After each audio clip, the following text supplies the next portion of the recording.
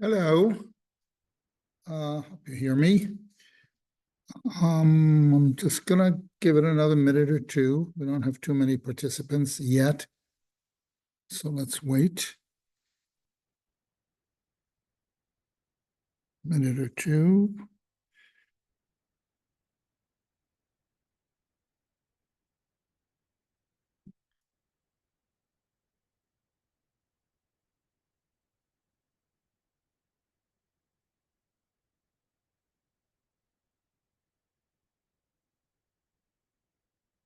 Just gonna step outside to see if anyone is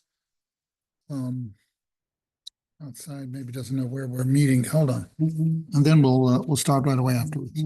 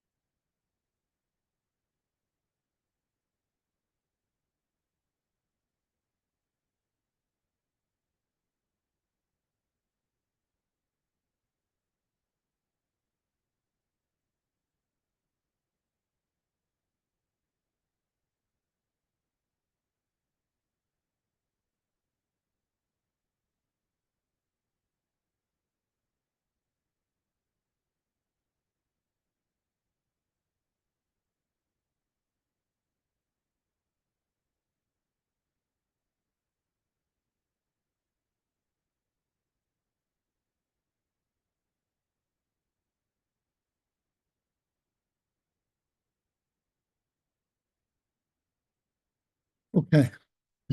I guess we will get started. The portion coming up this week is called Shoftim. It's about judges. Now, unlike the first three parshiot, the first three sections of this book, where there's sort of a pattern of Moshe's talking to the Jewish people, recounting their history, so-called rebuking them, but what it's really doing is instructing them what we could learn from that history. And then he's segueing into the mitzvahs. Last week's portion already started with some of the basic commandments when you go into the land of Israel, and it was sort of structured. Hi, are you joining the class? Yeah. It's here. Yes, I didn't actually start the text yet. Yeah, there's a sign-up sheet somewhere. I like to sit. Rabbi Chapnik usually stands there, I'm told, but I like to sit. There's a promotion there. There's a sign-up sheet, and we're continuing. Anyway, I was just saying that this portion is one commandment after another. A lot of the biblical commandments, you can sometimes find a connection with them. But like when on the few occasions that I have the privilege of substituting for Rabbi Chapnik and giving this class, I try to give the big picture of the portion. But this portion, it's harder to give a big picture because there's a lot of little pictures. Each mitzvah, each commandment stands in its own right. However, before beginning, so we're going to go, I'm not saying every single verse, but verse by verse, and mostly I like to follow the simple, straightforward meaning, in Hebrew known as the pshat. But there are other more broader interpretations, which we may get to some of those as well as time allows. But as I said before, there is a certain pattern in at least some of the important commandments, and that is that the Torah, in the course of this portion, spells out the different groups that have certain power over the Jewish people. spiritual power, or perhaps even temporal power, depending on whom.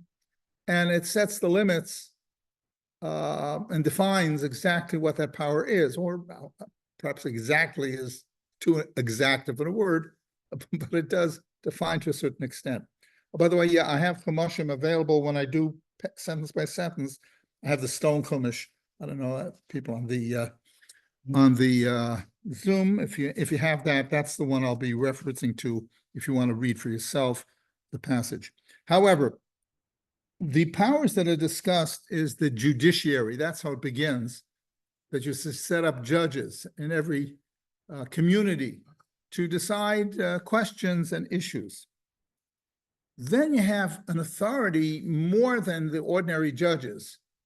You have the authority of the sages. We'll see when we get to that passage where the Torah says, if you have a doubt, a certain question, and you can't resolve it, apparently you've discussed it with the local judges and they have no resolution. Then you go to the place chosen of God, which we read about last week. For whatever the reason, the Torah didn't say which place would be chosen. Ultimately, Jerusalem was chosen. And we'll see in the details, you're supposed to go there and they're supposed to direct you. So that's a second set of power, not ordinary judicial questions or halachic legal questions, but questions that you don't know the answer for and you're unable to find it, so you go to a central body. We'll talk about that when we get to that passage. Then you have the authority of the king, which is also discussed here. We'll talk about that in more detail, but that's another authority. And the limits of that authority, both the authority and the limits of that authority. And again, a lot of this is expanded in the oral Torah that fills in a lot of the blanks, because the Torah itself is like just, the briefest description. And what's the other power? You have, actually, I didn't mention it here, but here they don't emphasize the priesthood. I mean, it's mentioned, the special role of the Kohanim, but I wouldn't call that exactly, if I call it a power or not, but I'm not listing that. And the one that's left is the prophet. What is the role of the prophet? What is the limit of the prophet? So those are the themes. I mean, it doesn't go in that order, it just commandment after commandment, but in the bigger picture, you do see, and I'll reiterate the four: the judiciary, the sages, which means the equivalent of the Supreme Court. I mean, that's not an exact equivalent, but sort of the equivalent of the Supreme Court, the king, and the prophets. All right.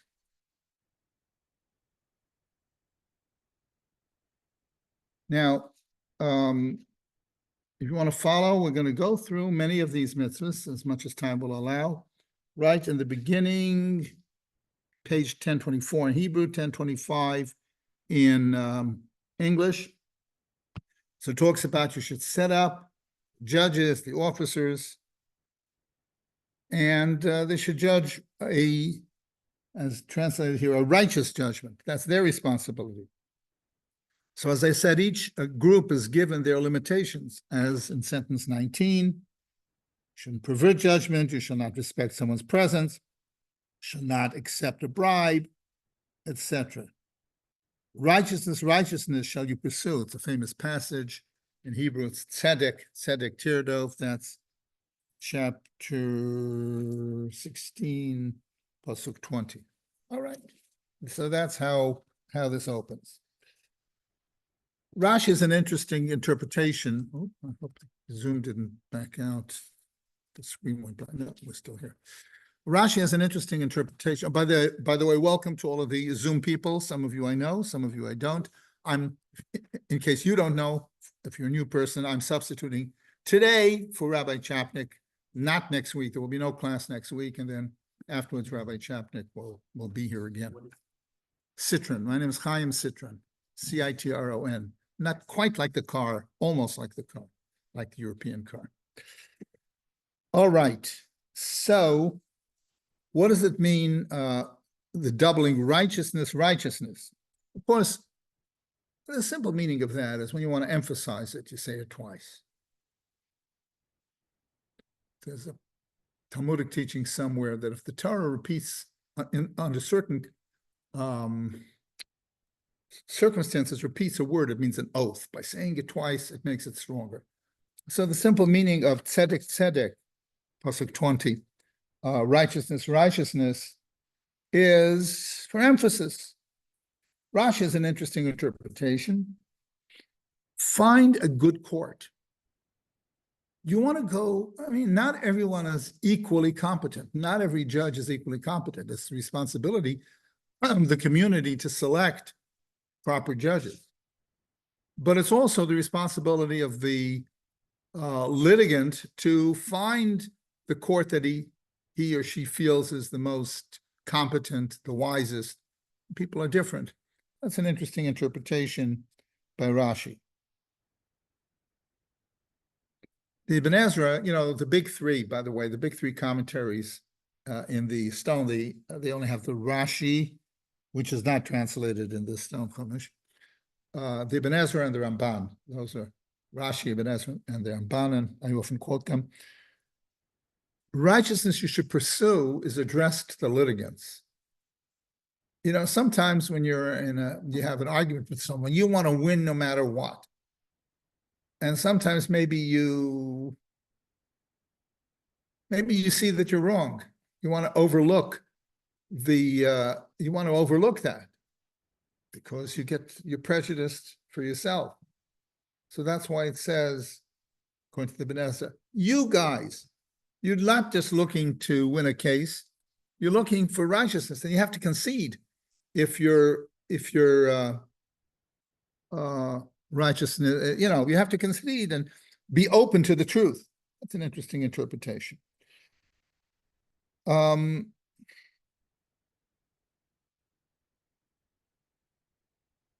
right, we'll leave it at that. Fine. So that's the opening passages of our parsha. I have something a little surprising. As I said, you don't see the connection that readily, but there are connections.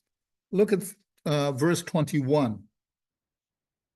Shall not plant for yourselves an idolatrous tree, any tree, near the altar of Hashem, of God, your God, that you shall make for yourself. You shall not erect for yourselves a pillar which God hates. What is this pillar that he hates? The patriarchs are described as making pillars. They made pillars. A pillar, according to most commentaries, is a form of altar that's made out of one stone, rather than the standard altars are made out of many stones that were held together by a kind of cement, glued together. And the altar, the matzeva, the pillar, at least that's the way it's usually understood. So we have different interpretations here. Of course, the tree was associated with idolatry. What does this have to do with the pillar? Not much. According to Ramban, though, one of the big three commentaries, he learns the pillar means like they had a big stand. It wasn't the actual altar. And they'd have a tree, and they'd have the stand upon which the priest would call the people together to the temple. So, see, because the problem is, if the matzeva means just an altar of some sort, and the patriarchs used it, why does the Torah now forbid it? So Rashi holds, yeah, that's what it means. It was permitted then, it's prohibited now, because it became an idolatrous practice. In those days, the earlier days, it wasn't specifically idolatrous, then it became idolatrous. But the Ramban learns it's not an altar. It's some kind of architectural setup that was found in front of the pagan temples. It included a tree, and it included the stand where the priest would stand, and the Torah is forbidding this. All right.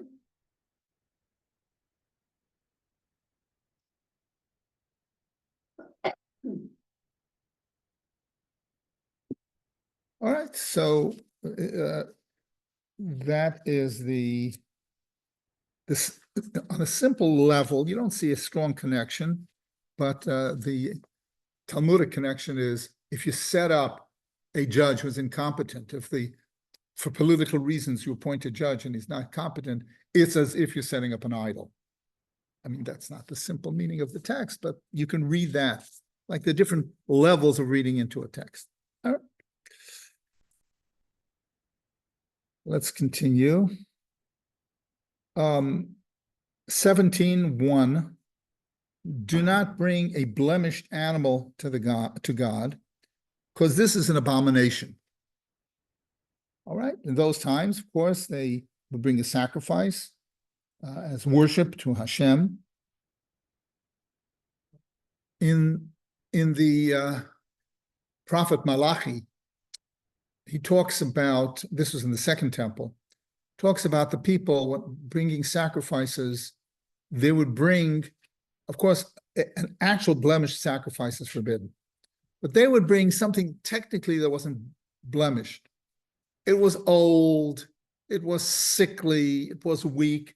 In other words, they culled the worst of their flocks and brought that as a sacrifice. And Malachi says, would you give this as a gift to the governor of the province? If you wanted to impress him, would you give this as a gift? Of course you wouldn't.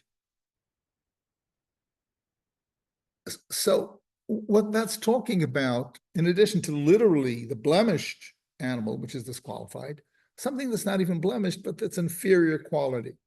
Remember, the sages say when Cain and Abel, right? They brought their sacrifices to God, and God rejected Cain's sacrifice. Why? The text doesn't say. Anyone remember what the sages say? It was the lowest quality. You know, you have to give God his due. So you give the worst thing you can find.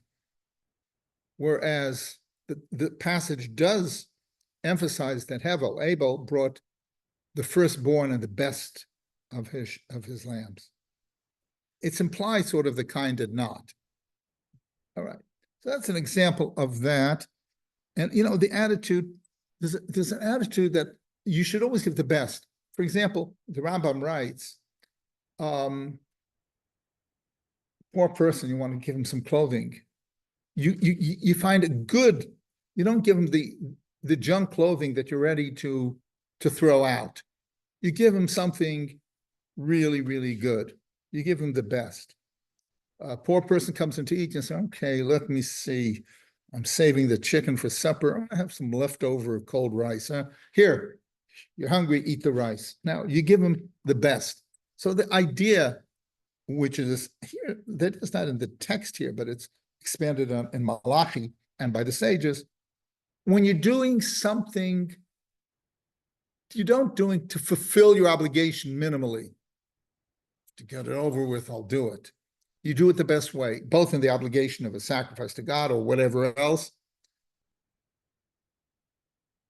You know, when there's a big thing, I don't know if you've ever seen in person or seen on in pictures or in videos. Sukkot is coming up, right? The festival of Sukkot. And how do we celebrate that besides the prayers and sitting in the covered booth? What other thing do we besides the sukkah? What other thing do we do separate, special? Yeah, the lulav, the etrog. There's 4 species which are discussed in the Torah briefly. If you ever see a video or if you see it in person, I've seen it in person. Here in America, but certainly in Israel even more, they're looking for the best lulav, the best etrog. Have you ever seen a guy with a magnifying glass looking at the etrog? Has to be the best. Well, that's exemplary. That's good, but it should be that way for everything, you know? Not just the best esrog that is mind-boggling, but the best gift to the poor, the best of your time, right? Remember, I don't want to give details. It's no one in Los Angeles, but before I was living in Los Angeles, I was living in a place where there wasn't a lot of Torah. And I found a few religious Jews that were there, and I approached one of them and I said, hey, can we have a study time when we're both available? Let's study. And this time was because we both worked, right? And this time wasn't available, I said, how come early in the morning? How about early in the morning? So the person says, well, that's my best time of the day. I'm working on my PhD thesis. I reserve that time because my mind is sharpest and that's the best time of day for me. Yes, it was a morning person. Well, I'm not blaming him, but you should study Torah with the best, if possible, the best time of your day. You give the best of your time. You give the best of your possessions. There's many a story of some great man who sees a poor person shivering in the cold and takes off his coat and he gives him the coat and he comes home without a coat. Many such stories. You gave him your coat. You didn't say, "Oh, come home. I have this raggedy coat. I'll give it to you." I'm not saying you have to give your own coat. I mean, that's beyond requirement. But anyway, all of this can be read. This is the starting point for not bringing a blemished animal. It can be expanded into that. Okay, and as I can't emphasize enough what the Rambam said, and I'm not criticizing the people who are looking for the perfect esrog, because the esrog is something very tangible. You have this fruit and you have this lulav, this branch. It's very tangible. It's perfect, or it's 90% perfect, or minimally perfect. But it should be for everything we do. We're not doing things because we have an obligation. Oh, I have to discharge my obligation. I'll get the cheapest I can. They say about the Arizal, Isaac Luria, that when he wanted to buy something for a mitzvah, he would never bargain. He would never bargain. I don't think he was a wealthy man, but I guess he managed to pay the price. He didn't want to, I want to buy whatever it is for a not mitzvah. Oh, yeah, I want to get the best price. I haggle a little bit. He didn't want to haggle. He didn't want to buy. In those days, you probably bargained for everything, but he didn't want to bargain with the mitzvah. That's the price. I'm going to pay it. It's the attitude. Hey, this is something I want. This is something great. So that we can learn from here. Now, next, this is chapter 17, 2 through 7. It's talking of really a tough law.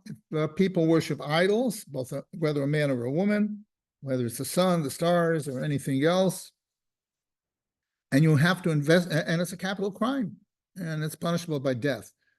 We know that. We know that. But here, what is added, you should investigate it very well. Let's see how they translate in the article. This is the last line of 1025, verse 4. And will be told to you, and you'll hear, then you shall investigate well. Investigate well, the sages understand as grilling the witnesses, not trying to trap them, but really asking them tough questions. And if there's a contradiction between the witnesses, the case is thrown out. Then it says 2 or 3 witnesses in verse 6. So you need witnesses.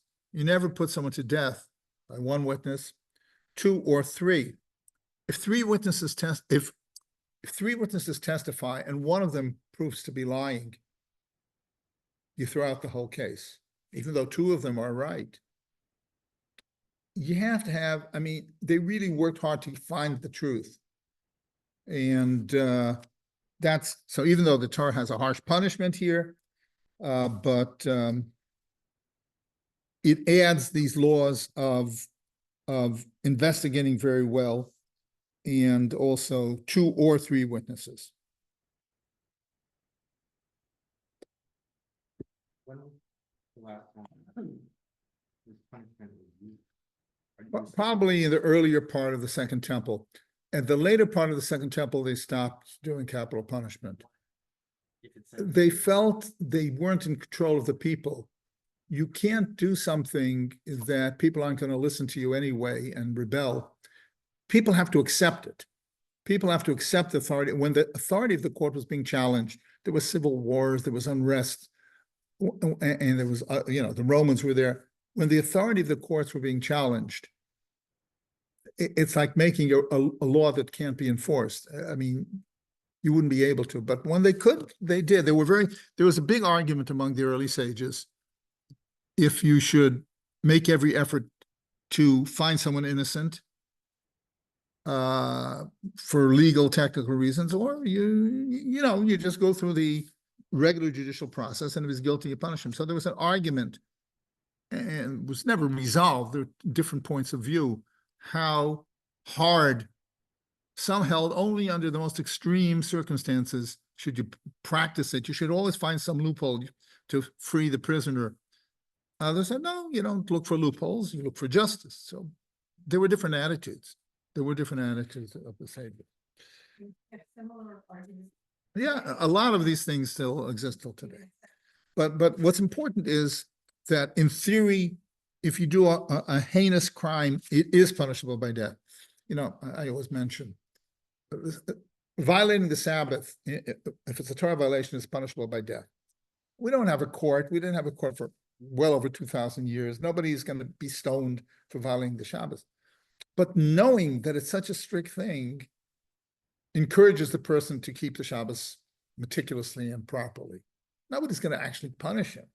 But knowing that it's not a custom, it's not tradition, it's really a very, very serious, strict thing.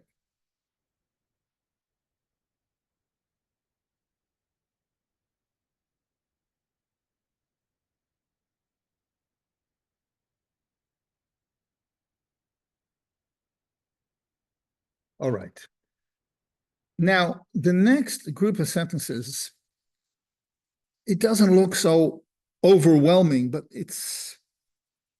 I can't really say one of the most important groups of sentences. Everything is important, but the consequences of this, the next three sentences, are extremely important. Let's put it that way. Let me tell you exactly what it is. It starts, this is page 1027, if you have the stone, with sentence 8. Matter of judgment is hidden from you, this and this, this and this, this and that, verdict and verdict, plague and plague, matters of dispute. You shall rise up and ascend to the place that Hashem your God shall choose. So you have something that you can't resolve, some question, ritual question, other question of verdict, what should you do? So you come to the place where the Kohanim, the Leviim, the sages, and do according to what they say. And do according to what they said. 11, according to the teaching that they will teach you, according to the judgment that they will say to you, shall you do. You shall not deviate from their word. Next page, that they will tell you right or left. The man who doesn't listen to them should be put to death. All right. That was 1027 and 1029. All right. Now, we'll talk about the guy who doesn't listen in a moment.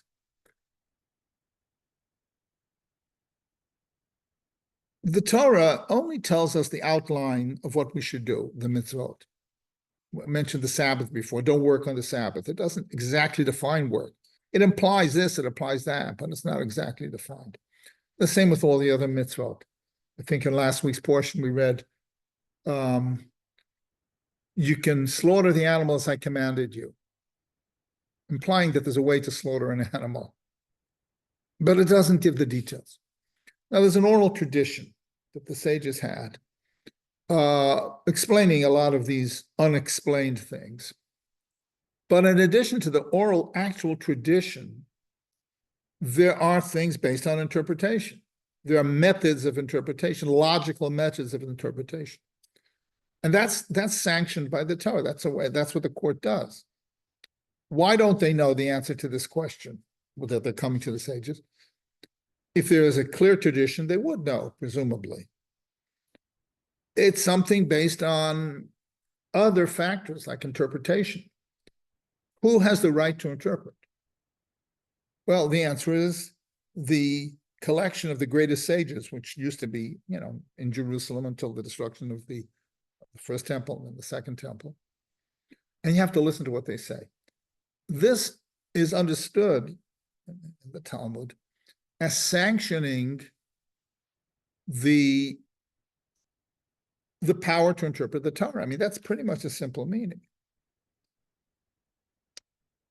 Torah is not abstract, it's very specific. I keep the Sabbath, okay. don't murder. Well, what's murder and what's self-defense? And where do you draw lines?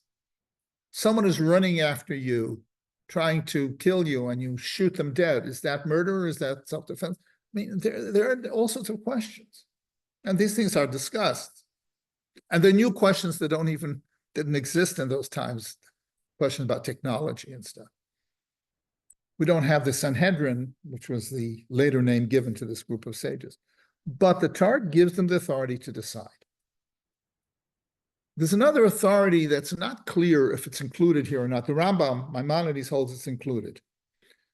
It says, do whatever they say, and let's see the exact words that I want to quote here.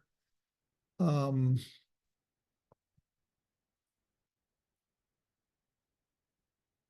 not deviate from their word that they tell you right or left. Maimonides holds that this includes what we call fences. If the sages saw that a certain activity might lead to a violation of the Torah, even though that activity was not violated, was not a violation, but they felt it would lead to a violation, they forbade it as a fence. Let's say you were involved in business, buying and selling on Shabbat. Well, the actual buying and selling is not one of the 39 forbidden activities. Writing it down is, though. If you're buying and selling, and write it down. Plus, what about the spirit of the Shabbat? What about the spirit? They take that all into consideration, and they say, we're making a fence where you shouldn't sell. By the way, this is, even though it's not a biblical commandment or prohibition, it's mentioned in the Bible. How could it be mentioned in the Bible, in the Tanakh, and not be a biblical prohibition? The biblical prohibitions are only in the 5 books of Moshe. You're not supposed, there's a passage, don't add or subtract from the Torah. You can't add new prohibitions and say this is the Torah. You can say this is a prohibition to protect the Torah, but we're not claiming it as the actual Torah. So, but I think in the Nehemiah, he condemns the people who would do business on the Sabbath. It doesn't fit in with the Torah violations. You're not doing one of the forbidden activities. So we see that many of these rabbinic laws were formulated at the beginning of the Second Temple. So that's an example. One of these laws was actually already formulated. Is this something that the Torah tells us, or is it just something the sages do because they know you're going to violate Torah and you're going to destroy the spirit of Shabbos? Well, at least Maimonides holds that it is included in this. Now, there's a very interesting thing in the halacha about putting to death someone who goes against the sages. If one disagrees with an interpretation and he teaches his students an interpretation different than the sages, it's not punished, according to the sages themselves. It's only if he rules in actual life, in practice, says, oh, this is allowed on the Sabbath or not allowed. This is kosher, this is not kosher. And he goes against the consensus of the sages. In other words, you have the freedom of thought, not only thinking, but even teaching. Well, the sages say it means this, but I think it means that. Oh, can I go out and do it? There's where you have to draw the line. It's like, I don't want to compare it to a secular thing. Let's say if the secular government makes a law and you don't agree with it, and you break the law and say, well, I don't agree with that law. Well, you have broken the law. Of course, you're not put to death for that unless it's some treason or something like that. But that's the idea, that it's not that you're allowed to disagree, and the sages say even to teach your disagreement. There's no prohibition to teach it. And they emphasize the words here. Let's see.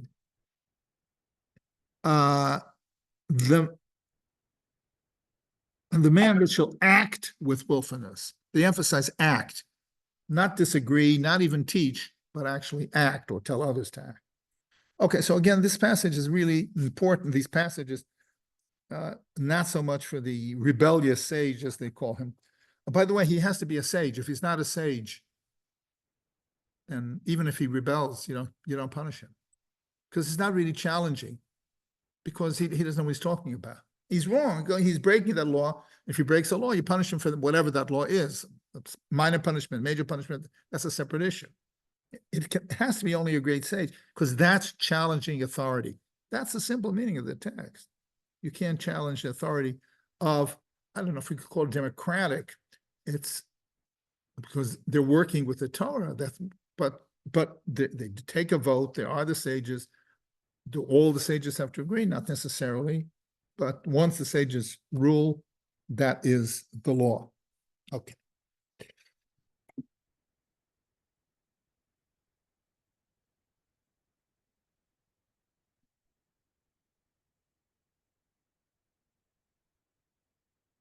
Okay. Let's continue. As I said, there commandment after commandment here. Now we have the commandment of the king. That's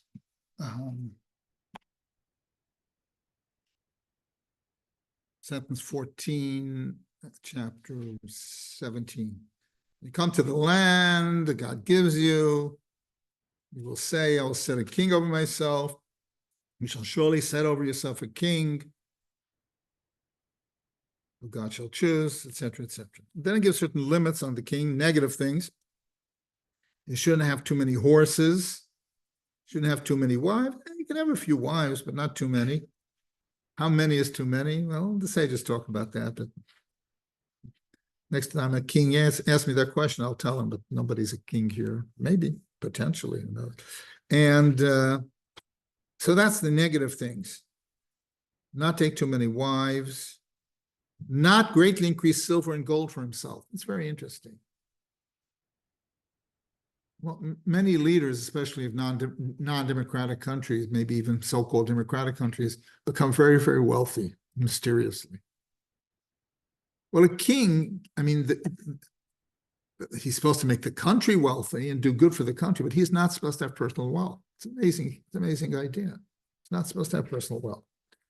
Those are the negative things. Not too many wives, not too much money, not too many horses.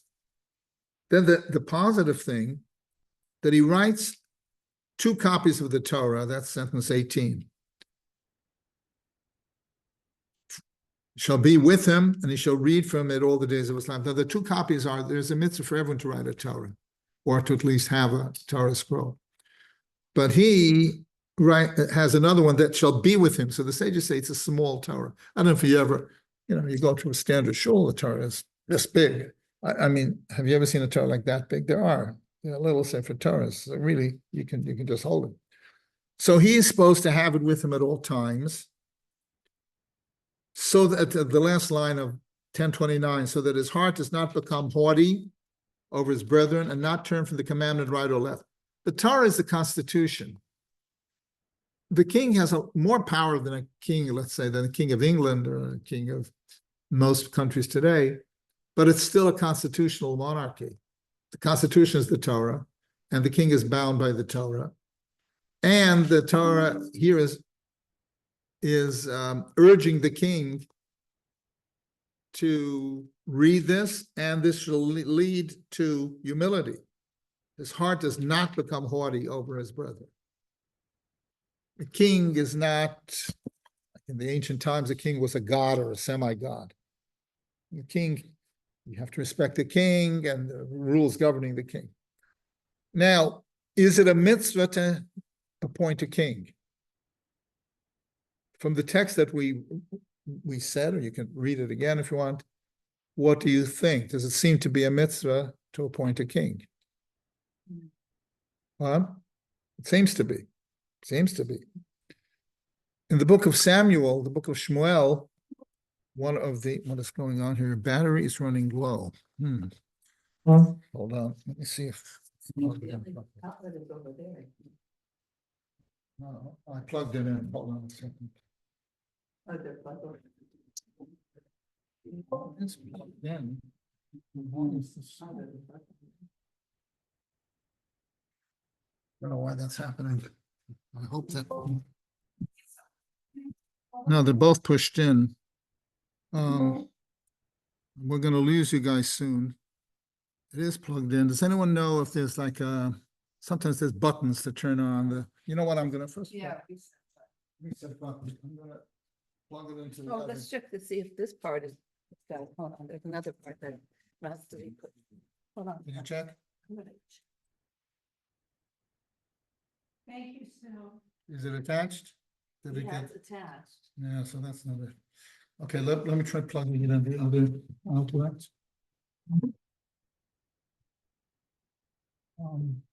So was it plugged in to the computer, on the computer then? Yeah, it's plugged. Yeah, well, I have it. I don't know. I'm Sometimes there's a I'm not a button or computer something to- person.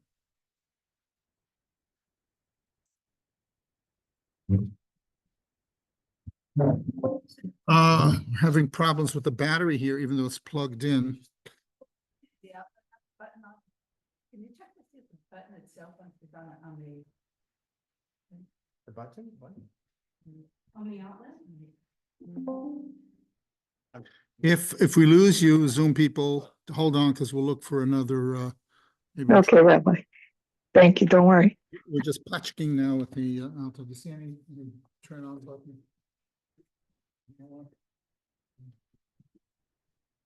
There's not one on here.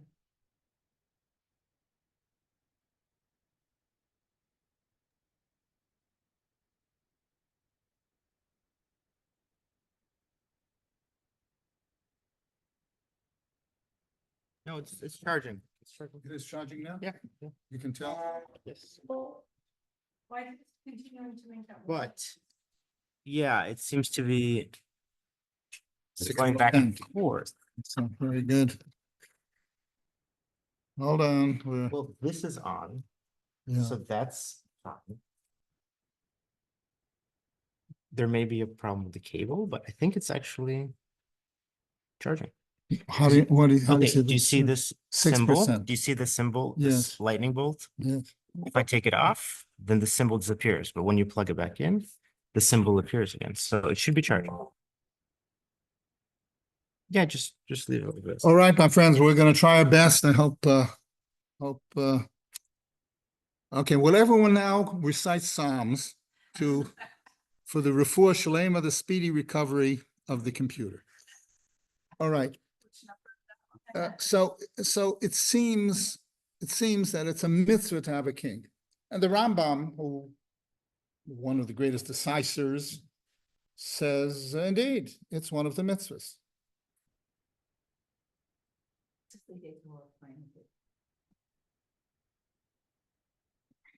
It's not just noise stuff. So the problem is in the book of Shmuel, the people ask the prophet Samuel for a king, and he's very upset. He says, why do you need a king? God should be your king. Well, what do you need a king for?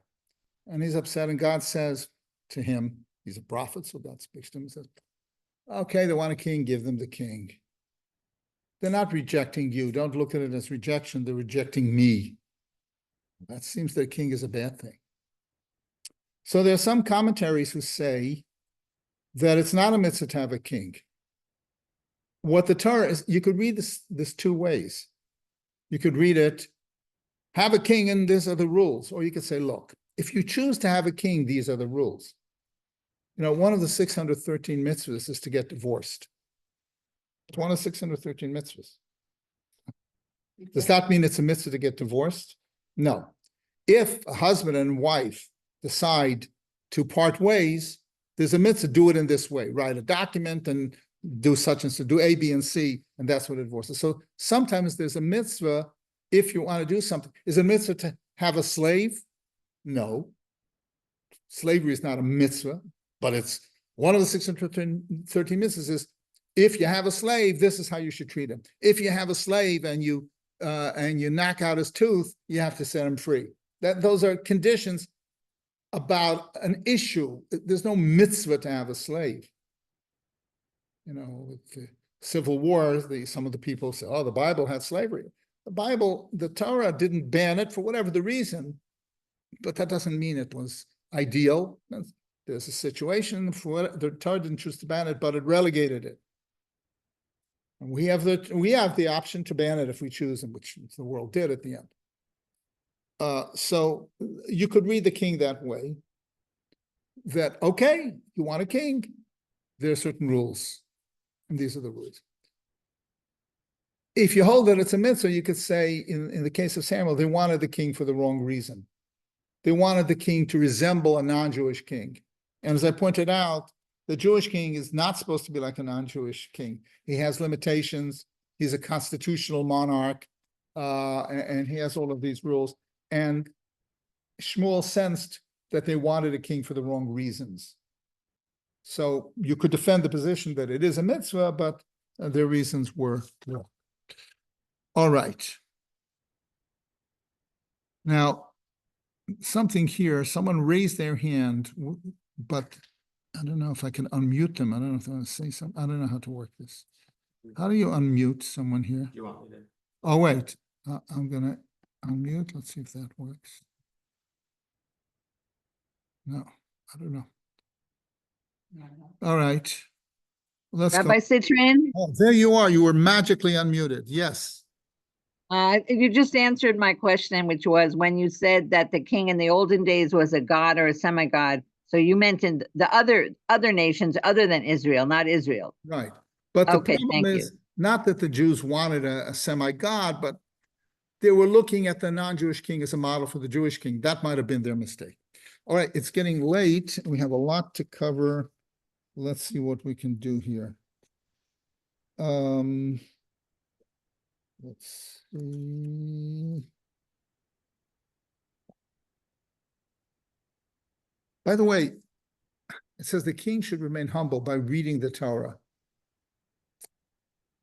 If you study Torah, it helps you become humble. The essence of humility is knowing you're not everything. You're not the center of the universe. The Torah gives you teachings, gives you obligations. You are one of the servants of God together with everyone else.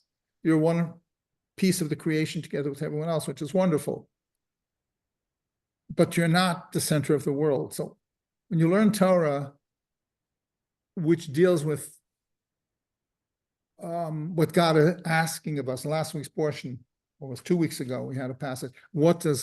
O Israel, what does God ask of you?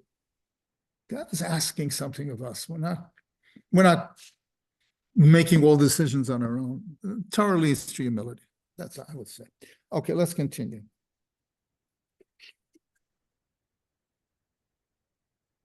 Interesting question, which again, there's no firm resolution. It doesn't matter. There's something forbidden in the Torah. It's forbidden, period. Trying to understand it is subject to interpretation. We'll skip ahead a little bit on page 1033. It forbids different kinds of sorcery. Let's read some of these passages. 1033. Shall not be found among you who causes a son or daughter to pass through fire, who practices divination, astrologer, reads omens, a sorcerer, an animal charmer, one who inquires of Ov or Yidoni, or who consults the dead. These are abominations. The nations do this. They listen to I'm skipping to 14. They listen to astrologers and diviners. But for you, not so has God given for you. So I mentioned that this portion starts off by different authorities, sages, the king, the court, the prophet. But here it's a non-authority. The nations used magicians as authorities. They used people who could supposedly contact the dead. That was their authority. Those are not your authorities. And there's an extremely important passage. Let's see how they translated.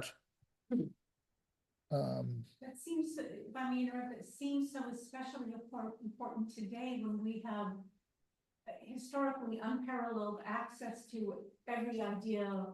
Absolutely. absolutely. They also have, so they have those psychics. readings, but Psychics and astrologers. people can- The key passage here is in 13. You shall be wholehearted with Hashem your God. Wholehearted means your heart is given to God and you trust in God. And you don't have to run to the astrologer for what should I do? And someone uses hocus pocus and tells you do this or do that. That is not an authority. There's a moral authority. God is your authority. And the Torah is your authority, and then the prophet. Because sometimes the prophet has a role too. And then we get to the role of the prophet, as you see in 15. A prophet from your midst, from your brethren like me, shall Hashem your God establish to you, to him you shall hearken, etc., etc. And it brings down where the Jews said, we can't hear the voice of God directly, and God agrees, and he says there'll be prophets, and you have to listen to the prophet. So a prophet's authority is not based on magic. It's based on his proven ability. I don't know if it says it here. And then it says that the limit of the prophet is if the prophet tells you something that's not true, you don't listen to him. How do you know? Well, if he prophesies to something, it doesn't come true. You know that he's not telling the truth, that he's not a true prophet. All of these people use the occult practices.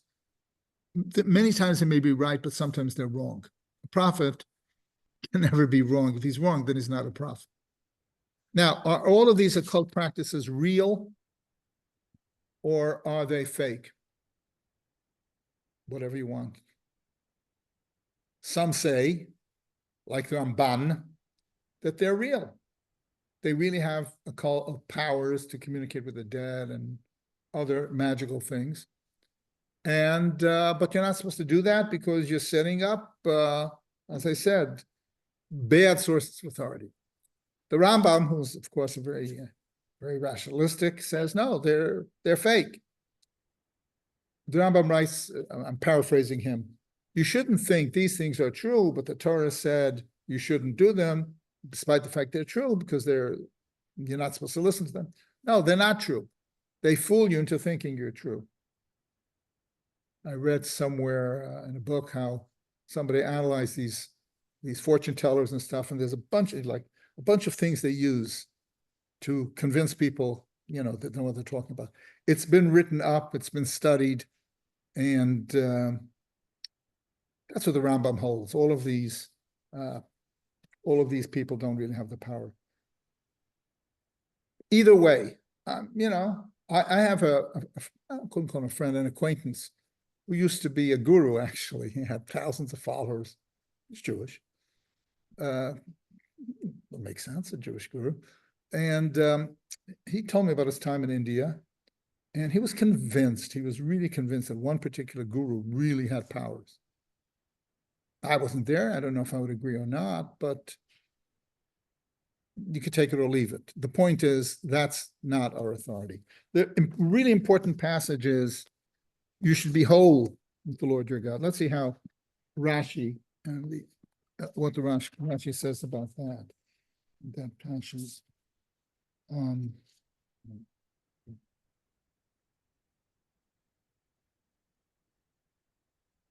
Here it is. Rashi says, oh, no, here it goes again. The battery. Don't know. Sorry, battery's acting up. I'm going to paraphrase Rashi. Walk with wholeness before God. Put your hope in him. Don't try to figure out the future. Whatever happens, accept it wholeheartedly. And then you'll be the portion of God. It's interesting because the Torah then seems to say, this is my personal view, the Torah seems to say afterwards that, oh, you want to know the future? Ask the prophet. Rashi seems to be saying, don't worry about the future. You'll accept what happens, and you're a good person. You walk in God's way, and that's all you have to worry about. Again, I have no backing for this in any commentary. My interpretation is, on a high enough level, you don't even have to go to the prophet. You just go through life serving God, treating your fellow person, your fellow Jew, your fellow human being in the appropriate way. And you go through life with that attitude and of trust with God. And if something bad happens and you don't understand, you accept that and keep on going. But at least when there were prophets, you had the right to ask a prophet, because the prophet doesn't use mumbo jumbo. He doesn't speak to the dead. Somehow he's in communication with Hashem. You want to do that, do that. That's okay too. So I'm reading it as if you have a choice. I'm not sure if Rashi actually reads it, even though that first part of Rashi seems to be saying, where he says the word, don't look after the future. You shouldn't ask the prophet. Okay, who remembers the famous story of there was a minor issue and someone went to a prophet to resolve a minor question? I'll give you a clue. Something got lost.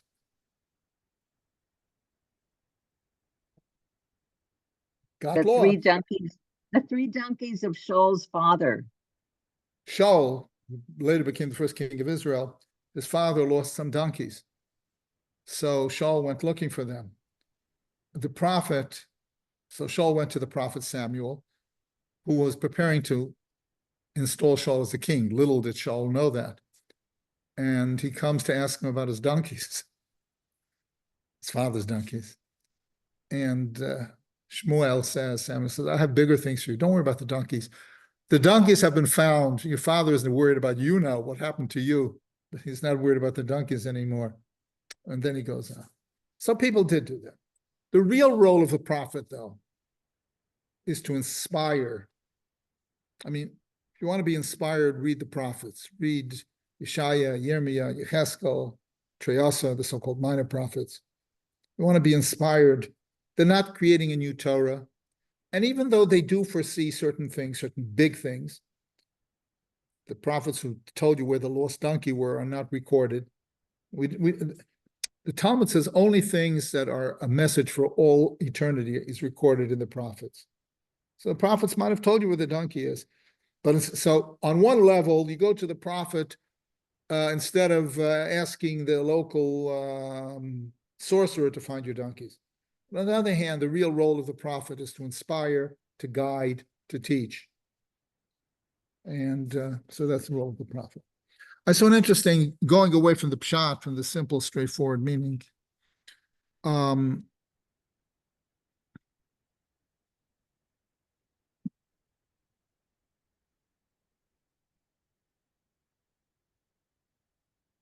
Tiyah, I saw this, and there's a commentary called the Be'er Mayim Chaim.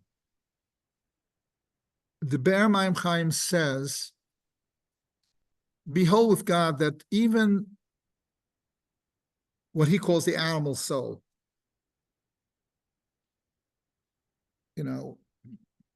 people say are humans animals, they're clever animals, are they animals? And the Kabbalists say we are animals and we are humans. The human part is the soul. We have a godly soul, and we're like animals too.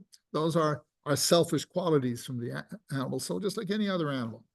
We're not animals though, but we have an animal part. So the Be'er Mayim Chaim says, behold with God means use the qualities of the animal soul in a positive and a good way. The wholeness is, see, there's sort of a dichotomy, we're split in half. There's the spiritual part, wants to study Torah, wants to help the poor people, wants to have a wonderful Shabbat. And then there's the physical part, wants to gorge himself or herself with food, wants to engage in promiscuous activity, wants to do this, wants to do that. So instead of having two warring parts, work with yourself so that even your animal part can serve God. And the example he gives is arrogance. Arrogance is one of the worst traits. We talked about the king having to be humble. Putting yourself at the center of the universe is the worst thing. Maybe it feels good for you temporarily, but it's bad for everyone else, and it's ultimately bad for you. But if you're too humble, you will say, you can't be super humble. You have to say, if you're too humble, you say, why should I do mitzvah? What does God care? What I do is, I'm such a small, insignificant person. I study Torah. I'm not a great scholar. I bother studying. I do the mitzvot. Does God really care about me? I'm not some wonderful person who's transforming the world. I'm a nobody. Thinking that you're a nobody can be a bad thing. You have to think, no. You have to, this is an example of Ber Ma'am Chaim, the commentary gives, you have to use, for example, the quality of, I wouldn't say arrogance, but pride in a positive way. You're using pride not to look down on other people, but to look up at yourself in a positive way. That's how, again, this is not the simple pshat, but that's how he understands Tamim tiyeh Hashem Elokecha. You should be whole with God. All of you should be used in the service of God. And he says, where they said, let's see if I noted it down. He says, if we look at the Jewish people as a totality, every Jew and every action contributes to the totality. So there's no such a thing as an insignificant action. Because we're not just one person, we're part of a bigger whole. Jewish people are one totality, and in a sense that impacts the rest of the world as well, not only the Jewish people, but we start with ourselves and what we have to do as part of the Jewish people. And the Ber Ma'am Chaim doesn't say this, but I remember seeing one of the rabbis, one of the commentaries said, if you imagine God, a picture of the king, not God, but a king, made out of a mosaic. And there's one little stone missing, and it mars the whole picture. The whole picture is imperfect. So each person and each action of each person is part of that bigger whole. So it says the Ber Ma'am Chaim, when we look at it, he doesn't give the example of the mosaic. I saw that somewhere else. But that's, he says, an example of a wholeness with God. Time is running out. Let's see if I want to just quickly at least mention some other things.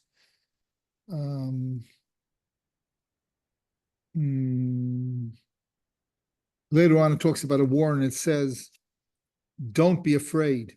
Even though the Torah allows someone who's afraid to go home from the war before the war starts. But once you're there, don't be afraid. And the Rambam holds that you're doing the right thing, you're doing what has to be done, you're fighting for the defense of the Jewish people, you have to overcome your fear. And there is a pasuk here, don't be afraid. The Rambam, how can you tell someone don't be afraid? I am afraid. He says you can control that. And that's an interesting discussion into itself. Also, it says you should, I'm going really quickly because our time is about up. You should, when you go out to war, it talks about war at the end. When you go to, at the end of the portion, you should offer terms of peace to the people who you're fighting. And if they agree, they become your subjects. Then it talks about the 7 nations in Canaan. It says you should totally destroy them. But most commentaries, including the Rambam and the Ramban, and most commentaries say that the offer of peace also includes the 7 nations. The difference is the other nations, you're having a fight, they don't have to give up idolatry, for example. That's not one of the conditions to make peace. They just have to make peace. The 7 nations have to give up idolatry because you don't want idolatry being practiced in the land of Israel, which unfortunately it was. People didn't follow through on that. But most commentaries, including the Rambam, hold that even though the Torah says destroy them, that's if they refuse to make peace. However, part of the peace treaty with them is they have to renounce idolatry. They don't have to become Jewish. We're not expecting them to be Jewish. We're not forcing anyone to be Jewish, but they do have to give up idolatry. The proof of this, the Ramban brings a very good proof of that.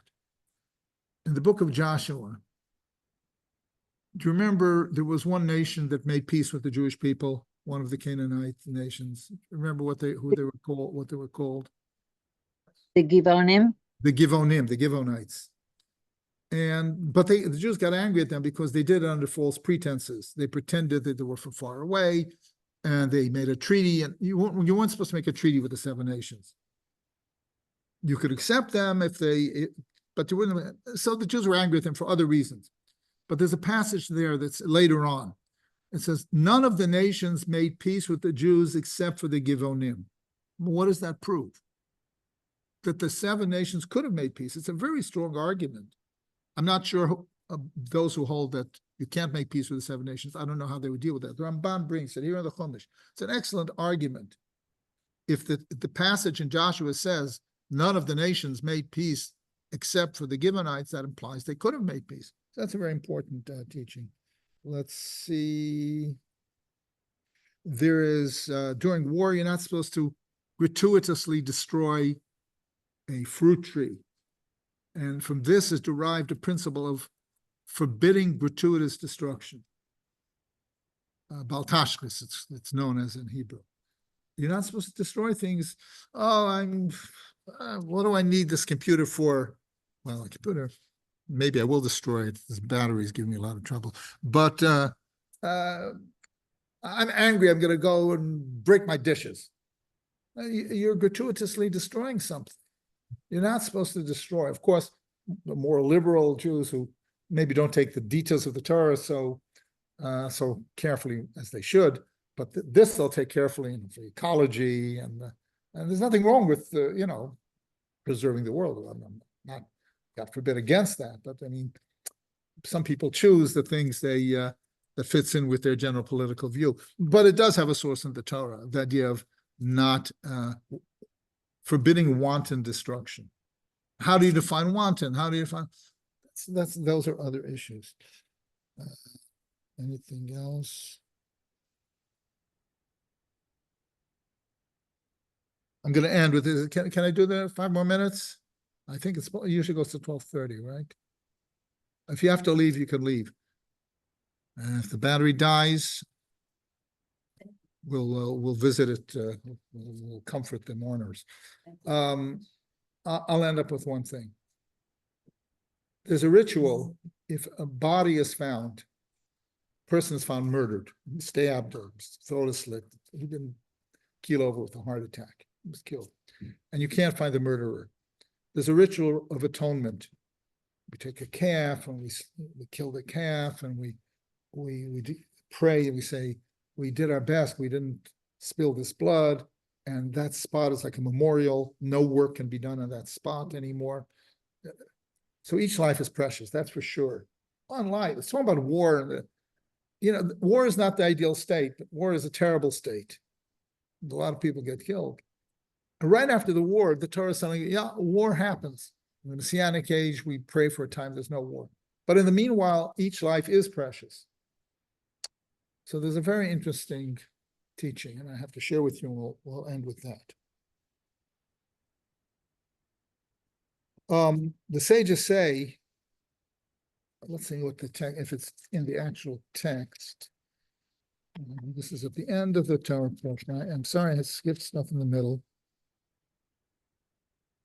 This is chapter 21, verse 7. I'm going to give my own translation.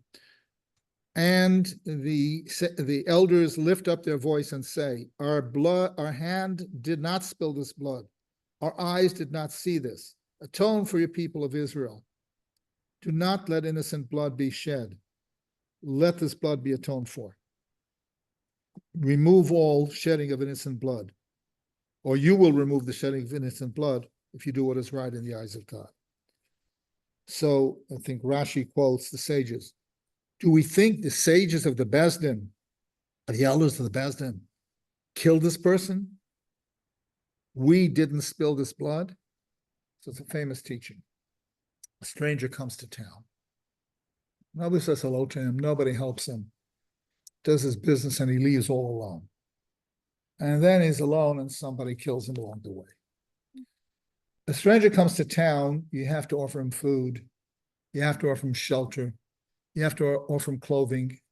And when he leaves, you have to give him something to take along if he needs it. And you show him the way. You walk with him. If a potential murderer sees that a person has friends, he sees someone leaving the city and he's accompanied by some people and say, bye, good luck. The potential murderer is going to think twice. This isn't a nobody. This isn't some loner who I can just rob and kill. Oh, this is somebody who has connections. You know, they say, God forbid, a close relative is in the hospital. It's very important for friends and relatives to visit because the staff of the hospital, not that they mean bad, but if they see somebody all alone, a loner, they're not so zealous, they're not evil people, but they're not so meticulous in their treatment. If they're answerable to a son, to a daughter, to a cousin, to a friend, there's a whole different person. This is a person who people care about. Well, every person should be a person who people care about. There shouldn't be such a thing as a person, a stranger who no one cares about. That's the sages read into that with Egla Rupa. All right. I think we made it. Are the people on the Zoom still with us? I hope so. Yes, I actually have a question, Rabbi. Okay, go for it. So, is there any Well, I just want example? to say for those who joined us later, there is no class next week. There's no class next week, and the week after Rabbi Chapnik will be back. I'm back at school. I start school tomorrow morning as a teacher, so I won't be available on Sunday, and so there won't be a class. They want me. No Rabbi Chapnik next week. He will be back the week after. No Parsha. No Parsha class next week. Yes. Yes, so Rabbi, is there any example that comes to your mind about how to use the animal, for example, the animal soul for good? Is there any other example? Well, let's say the animal soul is jealous of others. The animal soul wants to be considered the greatest. So the sages say, if you're jealous of a Torah scholar, not that you don't want his scholarship, but you want to be better, and that goads you on to study more. Well, so and so just mastered the whole Talmud. Wow, I can't be a slouch. I have to do as good as him, or even better than him. So it's jealousy. That's not used in a mean way, but used in a way to goad you to do something good. That will be another example of it. I'm sure we could think of other examples.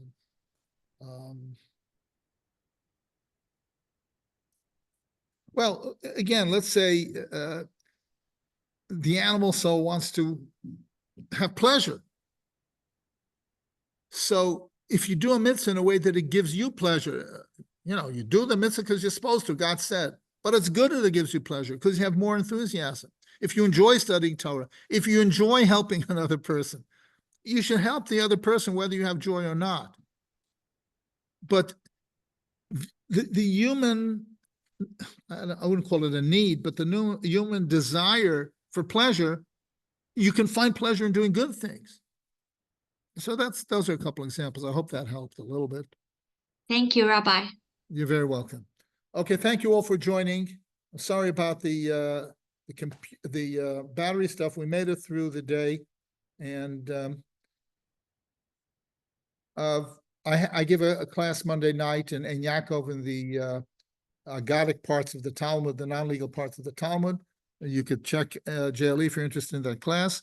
As far as the Parsha class, you'll be happy, I'm sure, to have Rabbi Chapnik in 2 weeks, and perhaps me some other time. We never know. Okay. Thank you, Rabbi. Take care, Thank you everyone. so Bye-bye. much. Bye-bye. Thank you, Thank Rabbi. you. My pleasure. Thank you all for joining. We appreciate it. Bye-bye.